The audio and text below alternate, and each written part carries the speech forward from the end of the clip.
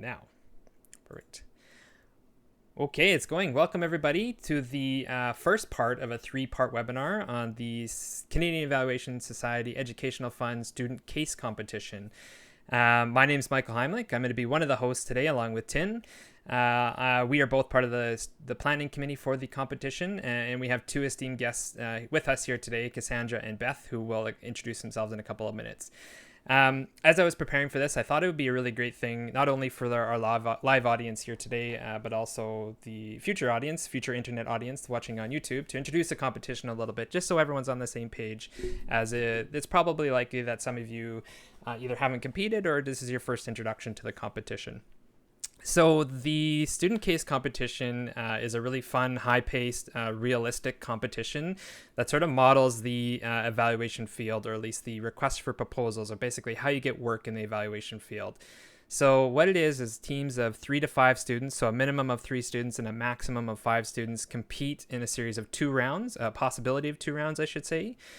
So this year, the first round is always held virtually, and this year, is February 5th, 2022. So mark those on your calendars if you're at all interested. So the first round is always virtual. You compete in your home institutions or online or wherever you sort of make it with your teammates.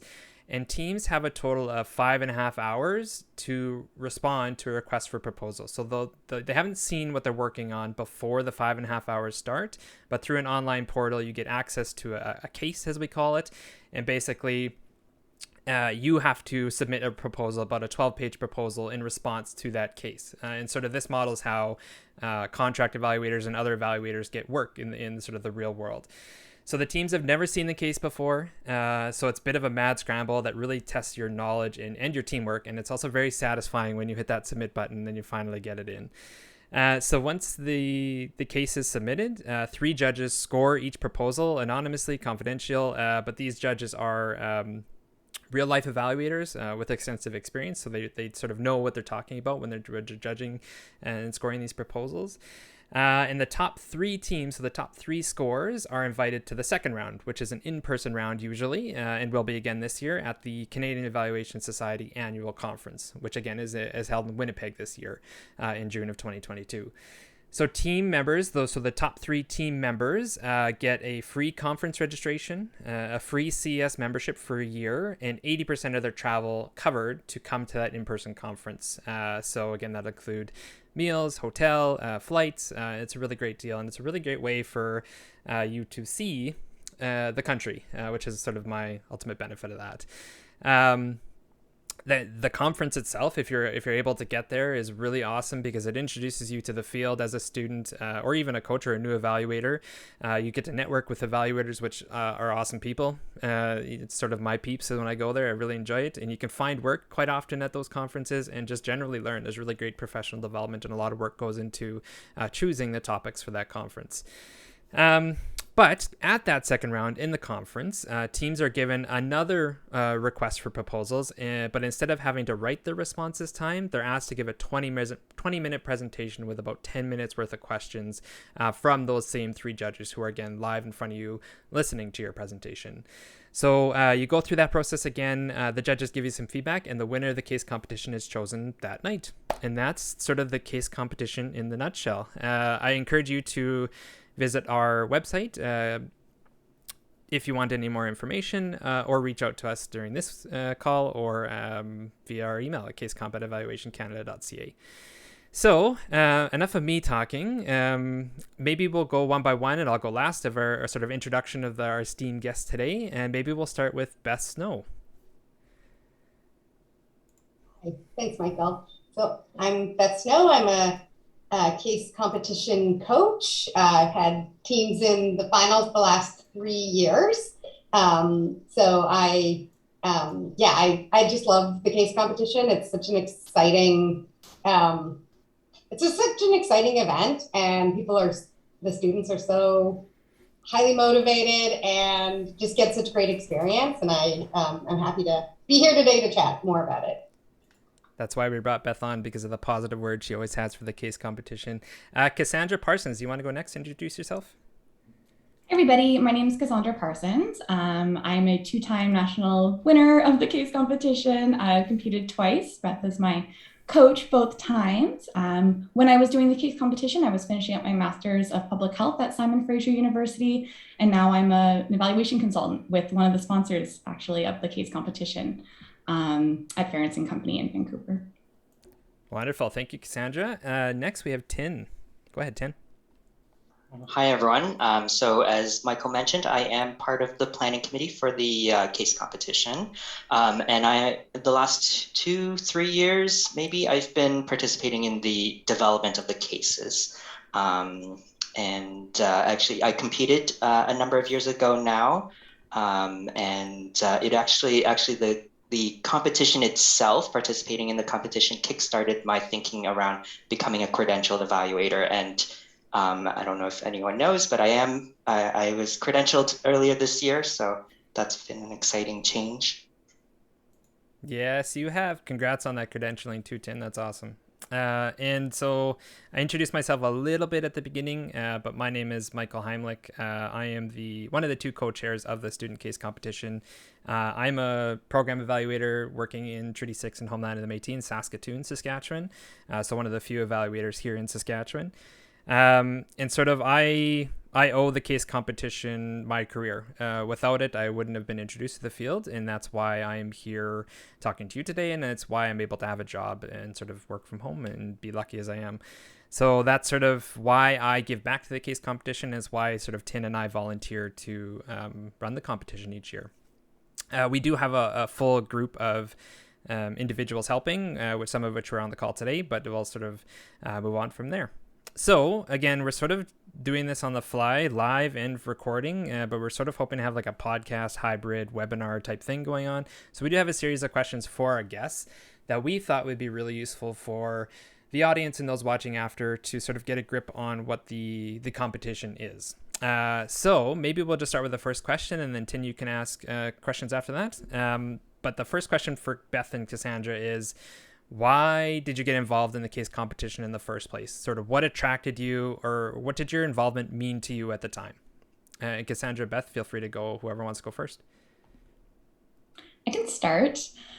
So for me, when I heard about the case competition, it was during one of my courses at Simon Fraser for my master's, and my friends and I thought it would kind of be an interesting opportunity to get together, kind of hang out, because there's a lot of social aspects to it, but also do that while we're having an opportunity to learn about a new field, and something that we were interested in but didn't know very much about. We thought it would be really interesting to connect with Beth, who was looking for some more members for a team. And so that was kind of another reason, because we had a feeling we could connect a little bit with some professionals in the field and really get a sense of what evaluation was. Yeah. Yeah, so I'm trying to think back. Feels like a long time ago now that we did this. But yeah, I was approached by someone who was interested in putting together a team. I teach the program planning and evaluation course in the Masters of Public Health at Simon Fraser. And so I sort of reached out to the program to say, hey, anybody interested in doing this? And got the team together. So that was kind of how I got involved in it. Right. Okay. And as a follow-up for both of you, what sort of drove that interest? So Cassandra, you mentioned you sort of were interested in a new field, but didn't know a lot about it. So what was it about program evaluation? They're like, yeah, I want to compete in this. That's a great question. No, I think it just seemed very relevant to my interests. I've always enjoyed sort of nonprofit work, programs in general. I did a lot of volunteering with a lot of different programs, and it seemed topical, I guess, to kind of my interests in that sense, but it also seemed like it tied in quite a bit to my public health program, where, you know, I was doing a lot of qualitative data analysis, a lot of quant in my undergrad. It kind of seemed like a lot of things could come together to do, like, for evaluation more generally. And I was curious to kind of learn more about what it was. I had no idea what the case competition was when I kind of signed up for it with my friends. The fact that there was a proposal writing, but that was so much fun. The proposal is amazing. We can get into that, I'm sure, in a little bit. But that was kind of what drove me, was just it fit a lot of my interests, and I wanted to learn more. Right. Okay, perfect. And what about you, Beth? So you sort of, the first time you coached, I mean, you were already an established evaluator, but what sort of made you want to be a coach and sort of, you know, participate in the competition that way?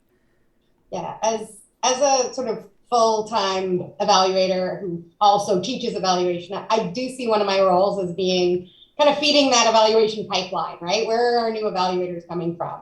And so I thought, oh, this is a great way to expose more students to what evaluation is really like. Because like you mentioned, these cases are very similar to what you would do as an independent evaluator who's, trying to get work. The team, if I'm remembering correctly, the very first team only had one person who'd even taken the evaluation course that I teach. Everyone else was like brand new. So I was kind of excited to kind of support the development of future evaluators, because I also know that, several of the evaluators I know, like both you, Michael, and Tin, like you both did the case competition and then became evaluators. So it seems like a good way to recruit people into the field. Right. Okay. So contributing to the field overall, then Beth is sort of where you went. Yeah, I definitely agree with that. Tin, I'll ask you the same question in a sec, but I think that's an important point for our audience here today to realize, is that you don't actually have to have any experience in program evaluation in order to compete in the competition. I was the same thing as Cassandra. I had never taken a course. I had never even heard of program evaluation, and my team at USAC needed a fifth. And so I was like, yeah, sure, I'll do it. I was new to grad school. I wanted to, get involved, be social. And it was sort of a lucky chance that I got involved, because again, it turned into a career at the very end. But Tin, did you sort of want to give your involvement or why you first got involved with the case competition?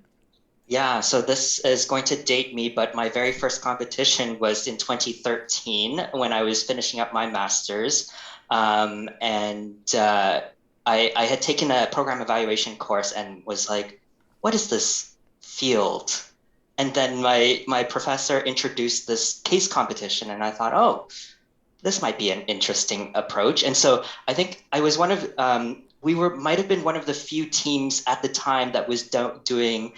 We had a virtual team. So I was in Ontario and my teammates were in Alberta. And so we competed as a group at the time. And that was a really great learning experience, and that sort of kickstarted my career in evaluation. I did a practicum placement where I got to develop an evaluation plan, and then from there, it's just been like things just fell into place that I followed through with a career in program evaluation.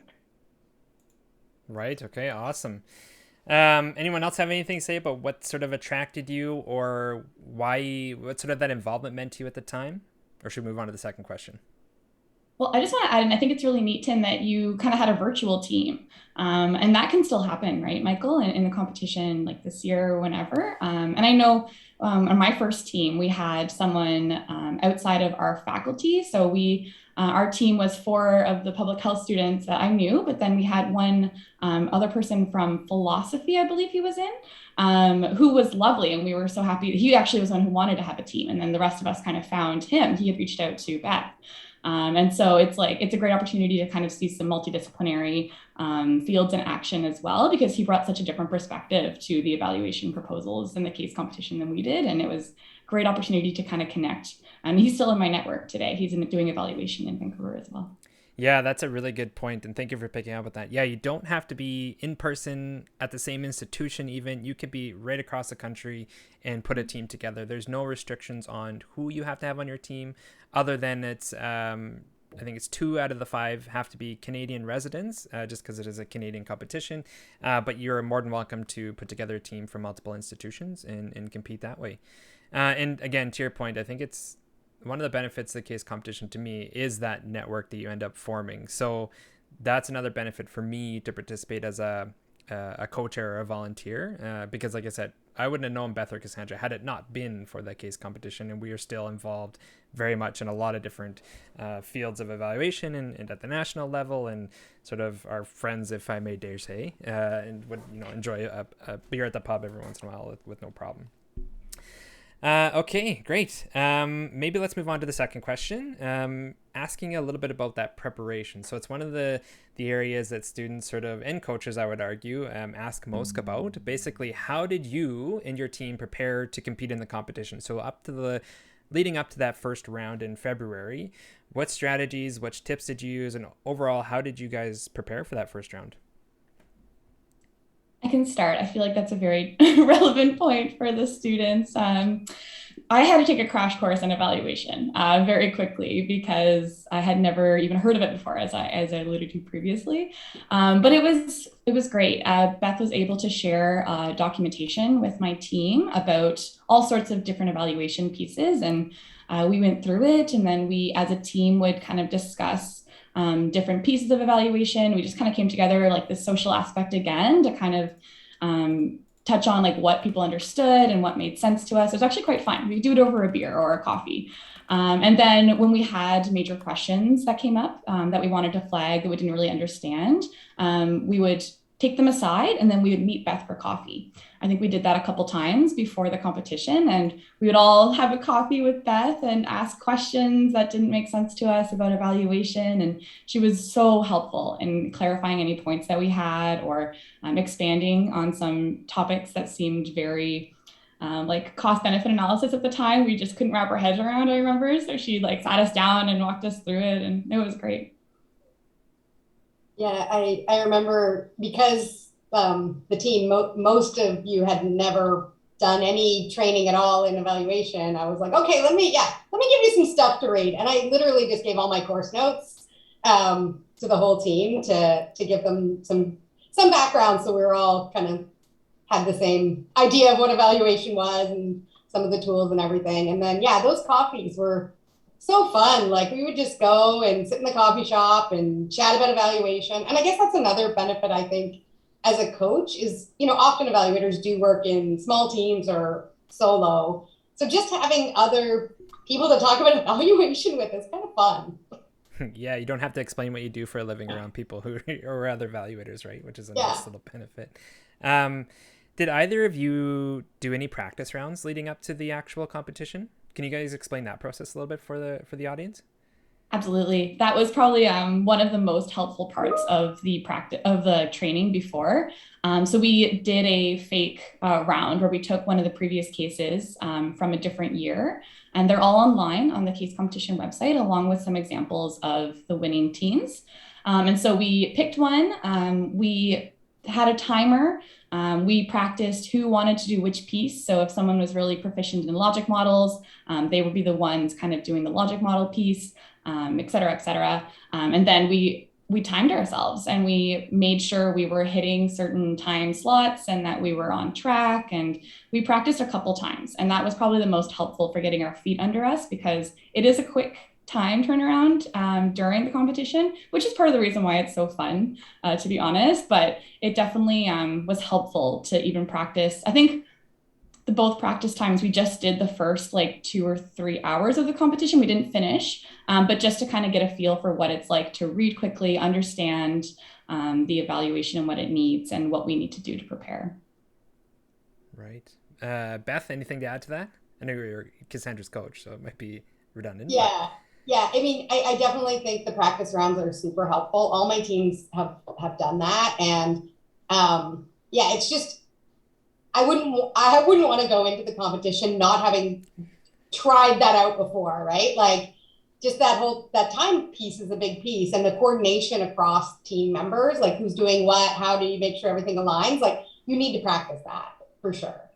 Right. Yeah. It's also a great opportunity to make your template, which is incredibly helpful because there's a lot of information that you need on the day of, and it's fairly consistent. Like you always tend to need a matrix, for example. You always tend to need some sort of logic model. And so we always had these basics templated out in advance. And we were able to kind of test our templates, I guess you could say, during the practice rounds. Right. Yeah. Yeah. That's what we did too when I competed in, 2015, 2016, and 2017. 2017, I was a coach, but 15 and 16, our coach at the time suggested the exact same thing you guys did and basically had I think we had 4 or 5 full rounds. So we did it on the Saturdays leading up to the actual competition. And so they pulled a case off of the competition website, and it was a surprise to us, just like basically we tried to model the competition exactly as we could. And yeah, like I said, that was really, really helpful for just figuring out roles of the team, as well as sort of being able to practice it under a sort of stressful environment, which is what the competition is. Tin, did you have any other different experiences about how you guys prepared for the competition? I think we prepared similarly, where we had leading up to the competition, we had practice rounds. We would also do like dissect each our experience too.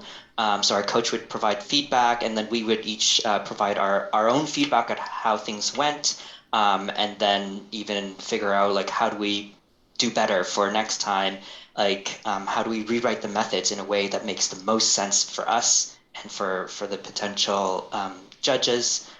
So we use some of our evaluation tools in evaluating our own process to ensure that we were most effective in the competition itself. So for Beth and Cassandra, maybe first Cassandra, what was the first time competing like for you? And then I'll flip over to coaching for Beth later. Thanks for the question, Tin. The first time competing was a complete whirlwind. I'm not even sure if I could tell you what happened in that 6-hour time period. What I can tell you is looking back, we're very laid out in advance. We had our timeline, how long we wanted to read the case, for example, how long we wanted to work on the logic model and what that looked like. So I have evidence of what we did, but at the time it was I don't think we ate. We all brought lunch and snacks. We had a whole table of snacks and no one touched it because we were just so excited. And the adrenaline was so high during the competition itself. But I can say we did a lot of collaborative work. Was one of the things that I think both of my teams, both years, were very good at. There was always someone who would kind of be the in-between person, making sure that everything was well aligned. So our logic model, was well aligned with what our indicators were, was well aligned with what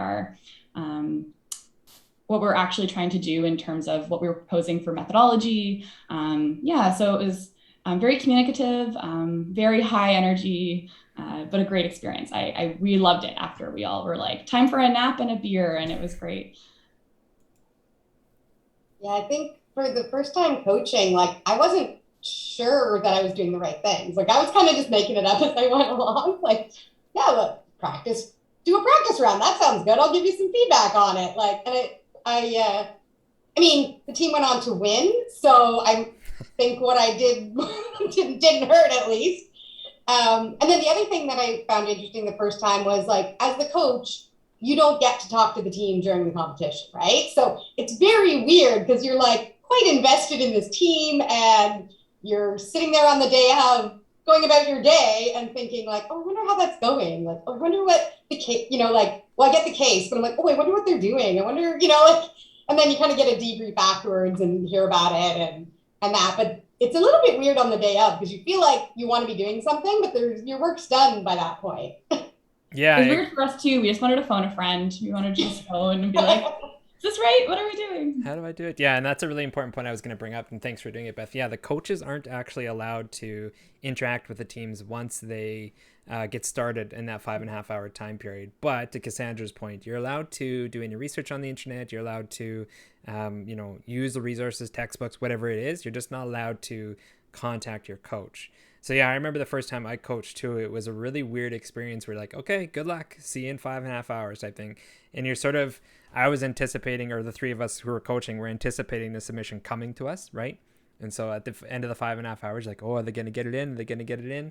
And it sort of was always like a really satisfying moment when you got that proposal in your inbox. But as a student, to Cassandra's point, I remember being just full of adrenaline and sort of that ready to contribute in any way I can. And it's sort of like that feeling you get before a big game, either watching it or playing in it type thing. You sort of like, that anticipation is really addicting. And so it sort of was like adrenaline pumping throughout. I don't think I ate either, Cassandra. Same thing. I don't think any of us did, but we were definitely ready for a beer afterwards. Tin, what was the first time coaching and competing like for you? It was stressful because I was all alone in Ontario in my own room, and then everyone else was in the same room. So I mean, like that was one thing. I mean, that at least the majority of the team was all physically together, so they can actually have that conversation. But then, like for me, like doing it virtually, it was like, can anyone hear me? I'm still here. Don't forget. And so that was like a bit of a weird learning experience that of being virtual. But I think what the pandemic has shown is that we can function virtually, and like we've learned some great skills now to be able to function online. So hopefully that'll translate to some success for future students. Yeah, exactly.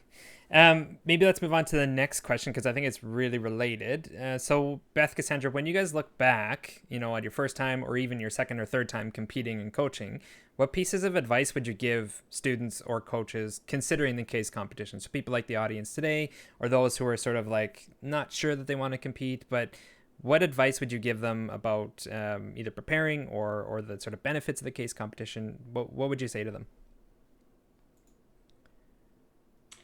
Can start. Just do it. If you're wondering if you should do it or not, it's worth it. It's a lot of fun, social, great for networking. Even since then, I've been involved in the evaluation community. Like I said, I got hired on with one of the sponsors of the case competition, and definitely didn't hurt that they saw me win 2 years in a row, I'm sure. And they had a feel for my presentation skills and kind of what I could bring to the team.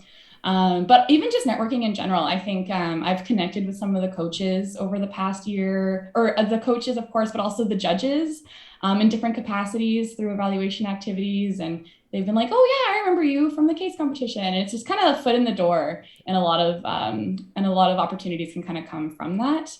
I think from both of my teams, over half of them went on to an evaluation career from both teams. So in total, I think I've worked with 10 different folks, and I think we've had 6 or 7 of them now in the evaluation field. It's a great way to get your foot in the door, see if it's something you like. Like Michael was saying earlier, the cases are actually incredibly real world, and I'm doing proposals now for like Ference and Company, and I can see similarities, and it actually was a huge help coming in with that background. So yeah, I would say just try it out and see what you think. Yeah, same thing for coaching. Like, I know everybody's really busy, and often the first question is like, how much time is this going to take? And the coaching aspect doesn't actually take that much time. Certainly not as much as the student aspect. But like, yeah, you have a few coffee meetings, you provide feedback on those like practice runs that the students do. So it's not a huge time commitment. But I do think like you get a lot of benefits out of it. Like just talking about evaluation is always fun, and it gets you thinking about new ideas and new things. If you're looking to hire anybody in the near future, getting to know I hired Cassandra like in a role after the first case competition when I was looking to hire someone. So, just getting to know the up and coming evaluators is definitely well worthwhile. We all know the evaluation community is a small world. So that's another kind of benefit I see. Right. Tin, any advice for potential students or coaches? It's been a while since I've competed, but it's been, I think, as part of the competition itself, just have your go-to books and like flag all of those key, methodologies that might be relevant for evaluation, and have that right at your fingertips, because you never know what is going to be helpful. Yeah. How about you, Michael? I was trying to think of, I definitely echo what the three of you said. I would also maybe say even a bit more practically, I think Cassandra touched on it a little bit earlier, have a template ready to go, sort of be prepared as you can to sort of, fill in the blanks, or sort of have approaches like Tin just mentioned, the sort of go-to approaches. But even more like philosophically, enjoy it. Like it's sort of one of those things that there is no real downside of competing, just because you're learning so much without even realizing it during the competition itself. and your confidence as a, budding evaluator, or even just as a researcher, I would argue, really grows, because you sort of see what you in a team of people just like you can achieve in 5.5 hours, which is something that just isn't always done in the real world. So it's sort of my advice to anyone watching today or watching in the future would just be to give it a shot. Even if you don't make it to the finals, it's still a really valuable experience, because you gain the confidence you sort of need in the real world to be able to work in this field. And sort of another skill, if you're to stay in the sort of academic or research world, that's really valuable, that a lot of funders or organizations are seeking at the moment. I just want to follow up with some of these comments around advice. There was a question in the chat there. What tips do you have for time management during the 5.5 hours? Maybe we can start with Cassandra. Yeah, I'd love to answer that one. Time management is huge, especially when you're on such a tight timeline during the competition. My advice is just try your timeline out, find something that works in advance, and then stick with it. The number of times we've had to go, it's good enough for this right now, we're going to have to move on to the next piece, is huge, I think. And then if someone had to stay back to finish something before we move on to the next piece, we were like, okay, well, this person has to start on this next topic. We have to continue forward. And we had a lot of people doing work simultaneously. And like I said, that one person who kind of bounced around to make sure everyone's well aligned was really important.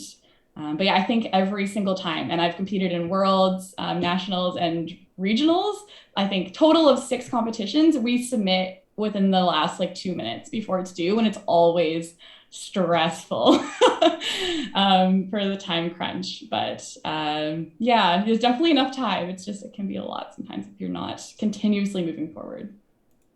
And Beth, maybe in answering this question, can you also explain how this relates to real world consulting and real world evaluation, that sort of time management piece that you learned in the competition? Yeah, well, I mean, I'm not there in the I'm not allowed to be there in the 5.5 hours, so I don't really have anything to add there. But just when you were saying submitting in the last 2 minutes, I just submitted a CIHR grant, and I'm working on another one that's due on Monday, and I'm also submitting those in the last couple of minutes. So I don't think that's something I would recommend, but it does feel very real. Very real. Yeah, that's why I wanted to ask you, because I'm the same way. End up submitting things at the last minute, but sort of going through that experience multiple times, 6 times in Cassandra's experience, really helps with sort of feeling comfortable with submitting last minute. It's sort of my point around that. Okay, maybe we'll move on to the last question. Tin, how's that sound? Yeah, sure. So how has your participation in the case competition contributed to your current work? So you've already started alluding to that, both of you, and maybe we'll start with Cassandra. Yeah, I honestly think I said it all in the last one. It's been excellent for networking. It's been really great for career starting. Like Beth said, I worked with her on her evaluation team for a few months. I'm now working full time with one of the sponsors that I'm really enjoying the experience there. Yeah, I think it's been necessary for my evaluation career. I don't think I would have been doing evaluation if it wasn't for the case competition. Yeah, I as I mentioned, if you're looking to hire anybody onto your team in the near future, coaching is a great way to get to know some people and see their skills. Another thing that I found really valuable as a coach was seeing the feedback from the judges. So you mentioned, the judges are these really established, amazing evaluators. And I found they gave such good feedback, both the quality of the feedback and the way they delivered it. So as an instructor in evaluation and as someone who leads evaluation teams, I learned a lot just hearing the feedback from the judges and the way they did it. And that was kind of an unexpected thing. I wasn't expecting to learn that, and that was kind of cool. Go ahead, Tin, if you got an answer to this question. I mean, I guess I could contribute. So there's one thing, I don't know if it has been said yet, but for many competitors, student competitors, we do ask that you send in a resume that we can distribute to some of our sponsors in case they want to review and hire potential students in after the competition. So that is an opportunity for folks who might be looking for a job after their degree. That this competition could be a launching point for many of those folks. Yeah, exactly.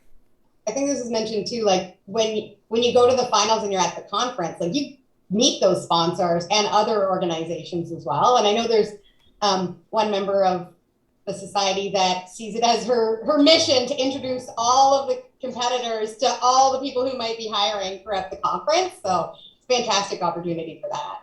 Yeah, completely agree. And I've seen that happen many times over the years where students, just like Cassandra, gets a job, either whether it be contract or permanent full-time. Chances are, especially in sort of today's environment, those companies are looking for evaluators, especially emerging evaluators. And so it's a perfect time to sort of get your feet under you, get to the conference, compete in the competition, and sort of learn those skills that could be turned out to be, if you want, turn it into a career in the end. Okay, well, I think unless anyone else has anything else they want to say around these questions or their experience with the case competition, we can move to some Q&A session if that sounds good. Okay, awesome. We don't have any in the chat, I'm realizing now. If anyone has any questions, feel free to type them in the chat, or you're welcome to unmute yourself and ask the Cassandra and Beth, Tin, and I if you want. We'll maybe give it a couple of minutes, and if no one has any questions, we'll call it a webinar. And until then, we'll just sit here awkwardly.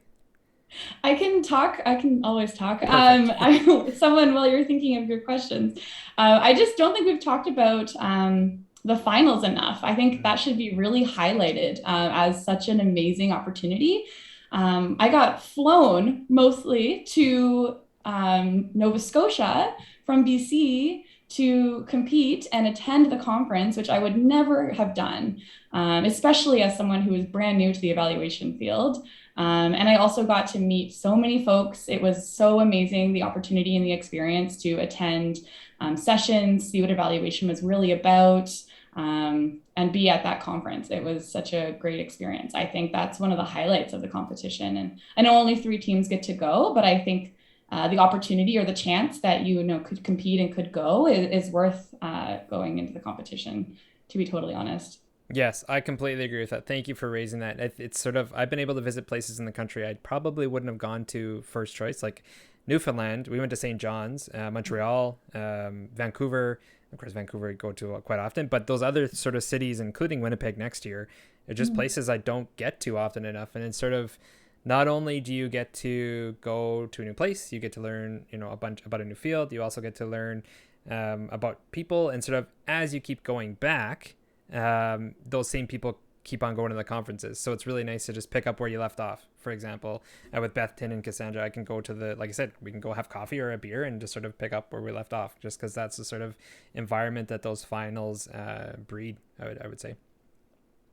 We do have a question from Teresa. Cassandra, this one's for you. Sorry, I will go back to Carolina after. Teresa, sorry, I saw yours first. How or why do you think your team stood out in the competition, leading to your wins? It's a great question. I appreciate it.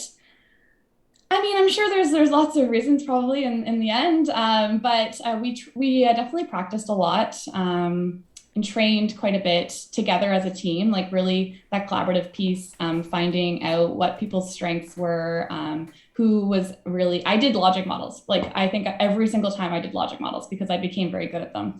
And so I was quicker, I was more proficient. I think I was taking great advice from the judges each round to find out how I could become better at them. That's just like one example. Also, I think we always had fun with the cases a bit, which I appreciated with my team. In terms of like, for example, methodology, we always wanted to put something different, fun, interesting into our methodology that could kind of maybe stand out or might be an interesting way of engaging the population, for example. But we always kind of work together to make sure that our case or our proposal was a little bit extra of us, kind of reflective of what we brought to the table. And I'd like to just sort of add, I think as well, the diversity of the team is a strength. So you don't know what the case is going to be about, right? It's going to be something to do with evaluation, but it could be in any sector, any type of program. and having people from different backgrounds, it makes you prepared a little bit more, because you're like, somebody on your team is going to have an experience or something that that's close enough that they can add to the team. And maybe you don't have to do as much background research in the 5.5 hours if you're like, oh, this is like this thing I know from my background. So I think the diversity of the team is really important. Completely agree. Echo both of those. And sort of over the years, what Tin and I have seen in sort of the successful cases that proposals that go on, innovation is really key, as well as sort of the quality of your visuals, the quality of your writing, sort of like an overall package that you're able to put together that's different, stands out. So that's why sort of, like I said, the time management piece that we brought up a little bit earlier, have a template ready to go that's like really flexible and really visually pleasing.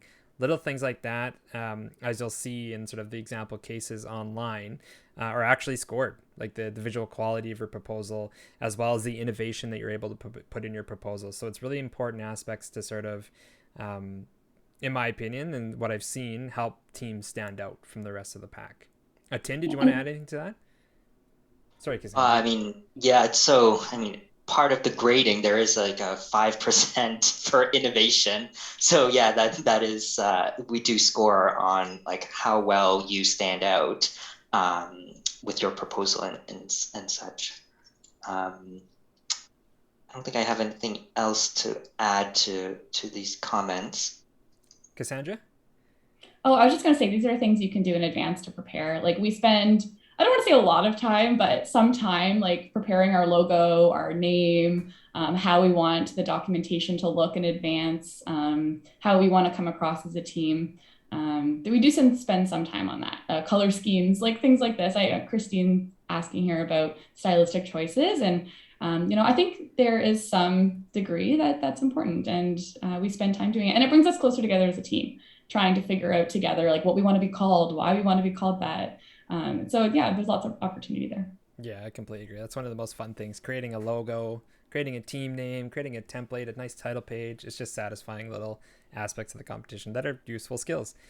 There was a question earlier from Carolina asking about regional competitions. So basically, are there regional competitions? If so, how many teams participate? Maybe I'll open this up to everyone. I'm not actually sure of any regional competitions. Is there?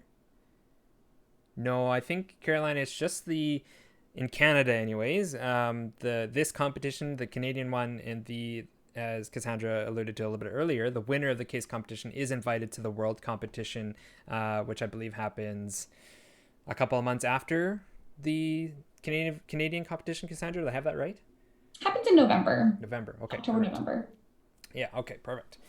Okay, we have more questions. Christine, thank you for asking questions. Who are the judges and what level of feedback do students get from them? Do all teams get feedback or just the top 3 teams? I can maybe take a stab at this one. The judges are anonymous to teams, so they don't know who they are during the first round until they see them in the second round.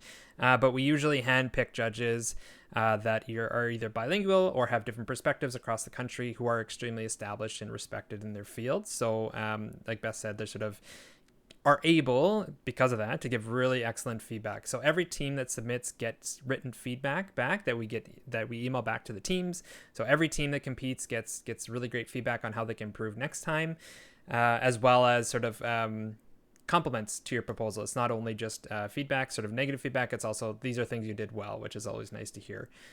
That's sort of the run back on the judges. Tim, do you have anything to add to that? No, they all have the grading breakdown, and so usually they'll provide feedback based on the requirements for the case itself. Yeah. And all teams will receive that type of feedback. Yes, exactly. So you'll get an overall score according to how it breaks down, and you'll also see the top 3 team scores. You don't know who scored what, but that's also something you're able to compare against. And just add that, like, that's again similar to the real world, right? When an RFP goes out, they have evaluation criteria they're going to judge you on, and that's how they decide who they're going to hire to do that project. So although you typically don't get the feedback from an RFP like you would from the judges. You just get the yes or no. Yeah. Not unless you ask for it, I guess, eh? And even then, you sometimes don't get it. I agree with you. Okay, next question from Gabriella. What would you say the weekly or monthly time commitment for preparing for the competition is like? I know that's coming to me. It's a tough one. I think it depends a little bit. We put in quite a bit for our first round, our first year, especially since a lot of us were coming into evaluation with zero experience or knowledge about it. And it depends on when you start. So if you're starting now, for example, like registration's open, you probably have a bit more time to spread out what you need to get done or what you might want to get done as a team, as opposed to if you're registering in January and the competition is in 2 weeks. We probably did about, I think I did an evening and a full day, maybe on a weekend, or a half day on a weekend. Was kind of what my time schedule was like, but it's variable. It's hard for me to say what worked for us would work for other folks as well. So I'm not sure if you, Michael or Tin, have any more insight into that one. I would say it definitely varies on the team, Gabriella. So, like I said, we did, I think, 4 full times through on like Saturdays or whatever we had available. But I know some teams that have competed recently haven't done any or 1 or 2. Like it totally depends on, I think, the team's commitment and the coach's commitment to sort of how much you want to practice and how comfortable you feel going forward. So I wouldn't say necessarily there's an average. I think it really varies across the teams. It's not a great answer for you, but that's sort of the answer I can give you. I do want to add, like I think Cassandra sort of alluded to this earlier, but there was a lot of team building that occurred earlier on, where you start to get to know each other's skills, their strengths and weaknesses, so then you can easily sort of figure out, okay, what role should you fall into, and that helps you to prepare and be, certain people who have certain skills, they take the lead on this component versus that component. And that might help you figure out the amount of time that you need to prepare for each section. For example, maybe you require greater time devoted to figuring out your methodology, and so now we spend just the next few days focusing on how do we strengthen the way that we articulate our methodology. Yeah, I completely agree with that. Okay, well, I just put a last chance for questions in the chat, but unless anyone else has anything else they want to ask, I think maybe we'll call it here, if that sounds good. Maybe we'll just go around. Cassandra, Beth, anything you want to plug? I know, Cassandra, you got lots in the works right now that potential emerging evaluators could attend, for example. Anything else you want to say about the experience? This is basically, let's do a last round of final words. And maybe, Cassandra, if you want to go first, go for it. Michael, you're lovely. So CES National is currently undergoing, we're putting on a Student and Emerging Evaluator National Network. So I'm actually leading this, but it's morning here and it completely slipped my mind. But anyone who's interested in getting more information on, maybe becoming an evaluator or what it entails or what professional development opportunities are out there, career opportunities, we are starting this national network. So hopefully this will comprise of monthly Zoom meetings with students and emerging evaluators across Canada. We're going to hopefully have some great professional development activities geared towards what you want as students and emerging evaluators. Lots to come. Currently, registration is open for it. While everyone else is saying their final pieces, I will find the links and put them into the chat if that's okay. Great. But no, it's going to be fun and a great opportunity to meet people across Canada. Perfect. Yeah. Yes. Put them in the chat for those links. We'll also put them in the video description when we publish this, Cassandra. Beth, any last words or anything you'd like to plug? Yeah. So one of my other hats is the vice president of CES, and part of my portfolio is the Credentialed Evaluator Professional Designation Program, which Tim mentioned earlier.